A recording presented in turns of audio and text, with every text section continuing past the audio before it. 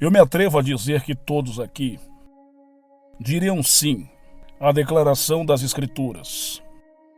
Para Deus, todas as coisas são possíveis. Está lá, Marcos 10, 27. Acho que eu não estaria aqui se não acreditasse em Deus e no Deus para que todas as coisas são possíveis. Mas talvez paremos aí e separemos o homem de Deus.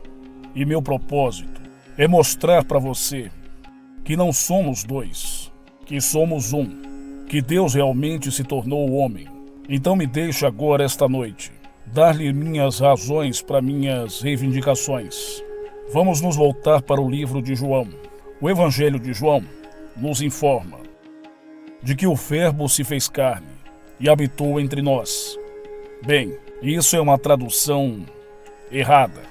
A palavra traduzida como entre é a preposição grega para em, dentro. Portanto, seria: o Verbo se fez carne e habitou em nós. João 1,14. João usou o plural nós para a natureza em que consistimos, que a palavra de Deus, que é definida nas Escrituras como o poder criativo de Deus e a sabedoria de Deus, não tomou sobre si uma pessoa entre os homens, pois então isso presumia-se que teria avançado, e nada mais. Mas Cristo, para salvar a todos, não fez deixo daquele homem sua habitação, mas habitou em nós. Essa mesma palavra criativa, que criou o universo e o sustenta, habita em nós. Portanto, para Deus, todas as coisas são possíveis. E, portanto, para o homem todas as coisas são possíveis. Então ele afirma em um livro, no livro de Mateus: para Deus, todas as coisas são possíveis. Mas em Marcos ele afirma: todas as coisas são possíveis para ele. Significa então, o homem que crê, o homem pode acreditar. Então essa palavra criativa está em nós. Bem, o que é nossa palavra criativa? É a sua própria imaginação humana maravilhosa. Isso é o Cristo no homem. O homem é toda a imaginação. E Deus é homem. E existe em nós. E nós nele. O corpo eterno do homem é a imaginação. E isso é o próprio Cristo, o corpo divino, Jesus. E nós somos seus membros. Então, quando você diz, eu sou, é ele. Agora que você pode acreditar que é o homem que gostaria de ser, embora no momento de sua assunção a razão negue, e seus sentidos também negam isso, você pode realmente conceber uma cena que, se verdadeira, implicaria na realização do seu sonho. Imagine só. Certamente você pode imaginar, mas o problema é, você vai acreditar na sua imaginação? Você acredita na realidade da coisa imaginada? Se eu pudesse, nesse exato momento, me imaginar em um estado, qualquer estado, e habitar nele, bem agora, o que é habitar nele? Bem, eu estou morando nisso. Bem, isso é Cristo. E esse é o poder ressuscitador do universo. Então, se eu permanecer no meu estado, vou ressuscitá-lo e objetificá-lo em meu mundo.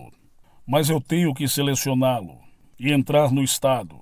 Se o espectador pudesse entrar em qualquer um desses estados, na sua imaginação, aproximando-se do estado, na carruagem de fogo do seu pensamento contemplativo, como seria se fosse verdade? Como eu me sentiria se agora eu me tornasse o ser humano que eu gostaria de ser? Como eu saberia que eu posso me tornar isso? Bem, primeiro, como suponho que eu sou, deixe-me pensar em meus amigos, aqueles que realmente se alegrariam comigo, se fosse verdade. Deixe-me imaginar que eu estou os vendo na minha frente. Como é que eles me veem? Se o que estou supondo for verdade, eles deveriam me ver como eu me vejo. Se forem amigos, deveriam se alegrar comigo. Então, deixe-me agora supor que eu estou vendo refletido no rosto de um amigo aquilo que, se eu visse, implicaria que ele vê em mim aquilo que eu assumi que eu sou.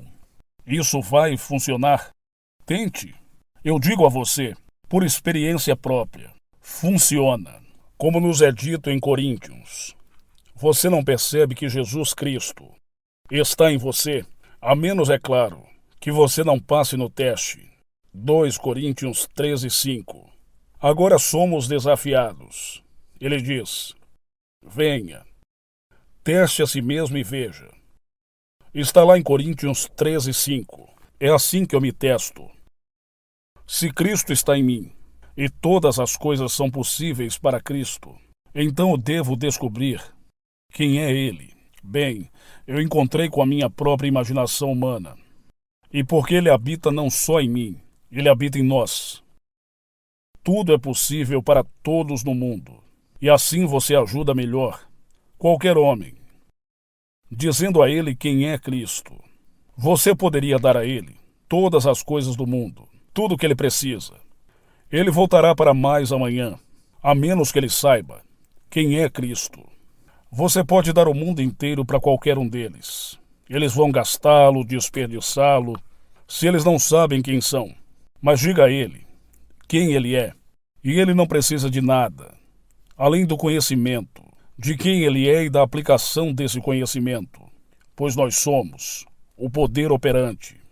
Não funciona sozinho. Posso lhe dizer que a sua imaginação é Cristo. E talvez você não acredite em mim, mas a menos que você realmente a leve ao ponto de trabalhar nela e operá-la, isso não significa nada.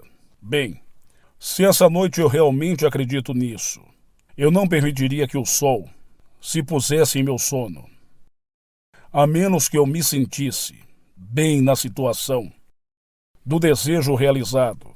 Não precisa ser um desejo meu, pode ser um desejo de um amigo, de todos no mundo, porque Cristo habita em nós, e Cristo é a verdadeira identidade de cada homem. Então todos devem ser eu mesmo. Não pode haver outro se Deus é um. Portanto, digo a mim mesmo, como o aparente outro, o que faria se fosse você? E em vez de dar a ele o que ele precisa fisicamente, eu digo a ele como obtê-lo, para ele mesmo. Como você se sentiria se agora fosse o homem que deseja ser? Como você veria o mundo se as coisas fossem como você deseja que fossem? Nós somos informados nas Escrituras. Eu mato e faço viver. Eu feri e curei. Deuteronômio 32:39. Eu crio a bênção. Eu crio as maldições. Mas agora eu devo escolher a vida. Eu escolho as coisas adoráveis. Mas não diga que há outro Criador, pois se houver outro Criador, estaremos em conflito. Então minha própria imaginação pode conjurar coisas desagradáveis, se eu insistir nelas, ou coisas adoráveis. Mas não pode haver dois deuses. Não pode haver dois criadores. E se eu puder encontrar esse Criador e identificá-lo como a minha própria imaginação humana maravilhosa, então não posso passar a responsabilidade, não posso recorrer a nada e culpá-lo pelas coisas que acontecem na minha vida. Sei que muitos de nós não estamos discriminando, e quando vemos nossa própria colheita, não a reconhecemos. Nós podemos conceber que nós, de alguma maneira estranha, permitimos que essas coisas fossem entretidas por nós, mas nós fizemos isso. Não poderia ter acontecido de outra maneira. Então, se eu acreditar e aceitar, bem, eu viverei nisso. E quando souber o que quero para alguém, e isso vale para todos nesse mundo. Imagine só, nesse instante, você quer ter felicidade no casamento. Você diz, bem, não há uma pessoa no mundo que seja elegível. Eu não conheço ninguém. Você não precisa conhecer ninguém. Tudo o que precisa fazer é decidir dentro de si o que deseja. Agora, o que você faria se fosse verdade? Você usaria um anel em um dedo que indica que alguém o colocou ali? Alguém que você admira? Bem, então use esse anel. Não use um anel físico. Coloque-o como se ele tivesse colocado lá. Durma sentindo que o que está sentindo é real. Não diga é tudo imaginação. Certamente é, porque toda imaginação é Cristo. Portanto, é toda a realidade. Então, quando você diz, isso é apenas minha imaginação, bem, você está dizendo, isso é apenas uma coisa chamada Cristo. Quando você trata a imaginação desta maneira, existe algo nesse mundo que não foi imaginado primeiro. Cite uma coisa, aponte uma coisa nesse mundo, para mim, que agora é considerada real e que não foi apenas imaginada. O que agora está provado já foi apenas imaginado. Essa é uma afirmação verdadeira. Todas as coisas foram feitas por ele. E ele é sua própria imaginação humana, maravilhosa. Toda a realidade objetiva é produzida exclusivamente através da imaginação. As roupas que você veste, as cadeiras em que você está sentado, é isso em que estamos agora colocados. Tudo já foi apenas imaginado. Agora, essa noite, descubra exatamente o que você quer. Não o que eles acham que você deveria querer. O que você quer. Não peça permissão a ninguém. Você não precisa de permissão de ninguém. Você só precisa da sua própria decisão. O que eu quero? Agora, como seria se fosse verdade? Agora pegue o clima e tente dar a ele toda a vivacidade sensorial da realidade.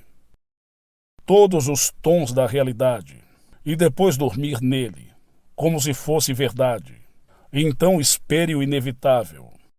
Esse inevitável é: você vai ressuscitá-lo, objetificá-lo, na tela do espaço. Então o mundo vai chamar isso de real. E eles podem não acreditar em você. Isso não importa. Se você disser a eles que aconteceu porque você simplesmente imaginou, não. Eles apontarão uma série de eventos que o levou para que isso acontecesse.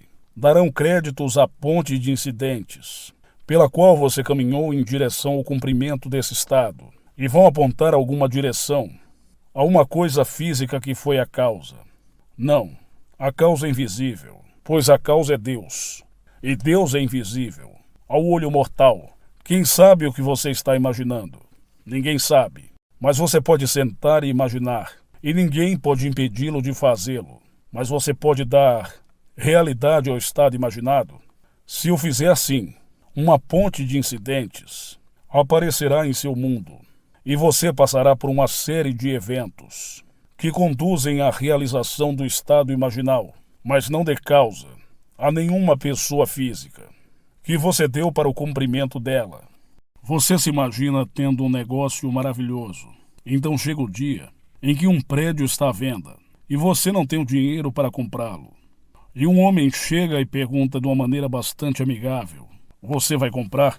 E sabendo que você não tem um centavo, você diz a ele, como um amigo diria a um amigo: com o quê? Então ele diz: bem, eu tenho dinheiro. É só ir no banco sacar. E você diz: bem, mas eu não tenho garantias. Mas ele diz: eu tenho observado você. Você é uma pessoa honesta. Sua família são todos honestos. Eu acho que eles são. Quer que eu compre para você e peça para o meu advogado para licitar? Se eles souberem que eu estou licitando, eles sabem que eu tenho dinheiro. Eles vão me licitar. Então eu vou conseguir pelo preço mais baixo, contratando um advogado que represente mais de um cliente. E eles não sabem quem ele representa. E ele vai fazer uma oferta por isso. Você está disposto a aceitar independentemente do preço? E você diz: sim, eu aceito, mas não tenho garantia. Tudo o que eu preciso é a sua assinatura, de que você simplesmente vai pagar 6% de qualquer que seja o preço, e depois vai reduzir o principal em um período de 10 anos. Você concorda? Sim. Então assine isto, e veremos se podemos comprá-lo. Bom, nessa história você é o dono do prédio. Você não tem um centavo. Quando for dono do prédio, naquele dia, você só tinha sua assinatura em um pedaço de papel. Ao final de 10 anos, você paga o preço final ao homem. Você reduz todos os anos. Paga a ele 6% do valor principal e paga tudo no final de 10 anos. O homem morreu 20 anos depois e deixa para você 150 mil em dinheiro, isento de impostos, algumas casas e muitos pertences pessoais. Enquanto isso, você continua nesse negócio. E ele se multiplica e multiplica. E esse ano era 1922. E agora é 68. Aquele prédio eu estou falando factualmente. Aquele edifício em 1924 já não existe. Estou falando factualmente. O edifício já não existe. Ele pagou apenas 50 mil por isso. Foi reembolsado. Um banco 3 anos atrás comprou a propriedade. O prédio estava apodrecido. E o banco comprou a propriedade por 840 mil em dinheiro. De 50 mil, você foi para 840 mil. Enquanto isso, o negócio se expandiu para todas as outras ilhas. De modo que você não pode comprá-los por 15 milhões. E tudo começou na imaginação. Isso remonta à imaginação que precedeu a oferta. Do homem para comprar o prédio, para o jovem. Vendo esse prédio e pensando que os atuais proprietários enganaram seu pai.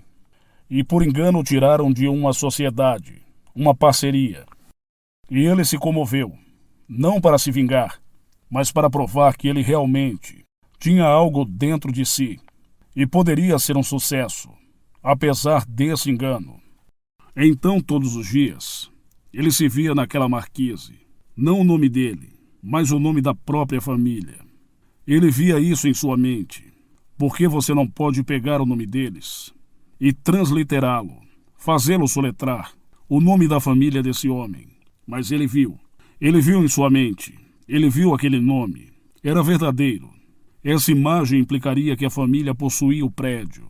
Ele fez isso todos os dias, 2 vezes por dia, durante 2 anos. Então veio de repente, do nada, tudo se tornou possível, tudo pela imaginação. Eu sei do que estou falando, porque eu sou um membro dessa família. Estou falando da minha própria família. Não é um boato. Eu sei isso. Meu segundo irmão, Vitor, em cuja imaginação tudo isso começou a florescer. Ele ainda trabalha todo pela imaginação. Ele sabe o que quer. Então, depois de ter decidido, consigo mesmo, isso é o que eu quero, é isso que é bom para o negócio, ele então, em sua mente, se apropria disso. Então deixa as escrituras acontecerem. Como nos é dito nas escrituras, a visão tem sua própria hora marcada, amadurece, florescerá. Se for longo, então espere, pois é certo, e não tardará. Abacuque 2:3. Isso está no livro de Abacuque. Aqui está a verdadeira tradução da passagem em Abacuque. Então, quando você sabe o que quer, permaneça fiel a essa suposição. E essa suposição, embora no momento seja negada por seus sentidos e negado pela razão, se você persistir nela, vai se tornar um fato. Não nos é dito que Deus chama uma coisa que não é vista, como se fosse vista, e então o invisível se torna visto. Veja isso em Romanos 4:17. Ele chama tudo do invisível para o visível de uma maneira simples, pois ele é o poder ressuscitador. Então, se eu assumir que eu sou, não preciso ter evidências para apoiar isso. Eu assumo que eu sou. Eu sou o quê? Bem, eu o nomeio. E tendo dado nome a ele, dou-lhe forma. Eu lhe dou uma definição. Permanecendo nela, eu ressuscito. Se forem necessários 1000 homens para ajudá-lo no nascimento desse estado, 1000 homens vão desempenhar seus papéis. E eu não tenho que sair procurando eles, assim como meu irmão não teve que sair e procurar por isso. Ele não saberia por onde começar a procurar no dia da venda. Ele fez isso em sua mente e permitiu que tudo acontecesse. O verdadeiro israelita não é um descendente segundo a carne, mas o eleito de Deus, de qualquer nação. Esse é o homem de Deus. Portanto, simplesmente ouse presumir que é esse homem de Deus, e aplique isso que estou lhe dizendo essa noite. E posso lhe dizer, em um futuro não distante, no presente imediato. Vai funcionar. Se você não vacilar e mudar a suposição, se você permanecer fiel a isso, a sua suposição vai se consolidar como fato, porque a imaginação cria a realidade, ele faz. Agora entremos no silêncio.